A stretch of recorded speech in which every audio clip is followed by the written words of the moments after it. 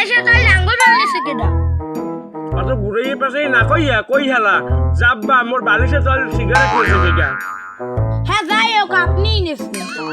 ইদানির অনেক কিছুই চুরি হয় আমার ঘর দিয়া তোমার সিগারেট চুরি হয়েছে আমার আলমারির চাবি চুরি হয়েছে আমার আলমারিতে অনেক টাকা পয়সা আছে এই টাকা পয়সাও তো আমি এখন পাই না কিছু আব্বা আপনার কি শরম করে না পুয়ার সিগারেট চুরি করে খান ওরে মোর আল্লাহ টাকা চুরি করে নেই মোরটা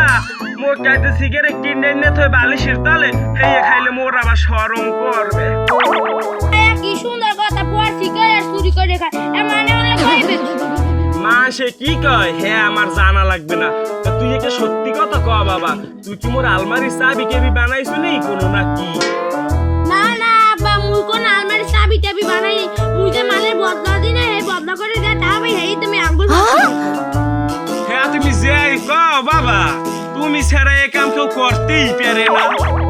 আব্বা আপনি যা কইতে পাবেন মুই হেই কম মুই কিন্তু আমাকে চুরি করি ল তাই হেলে তোরে চাউল পরা খাওয়ামু ল যাবি মোর লগে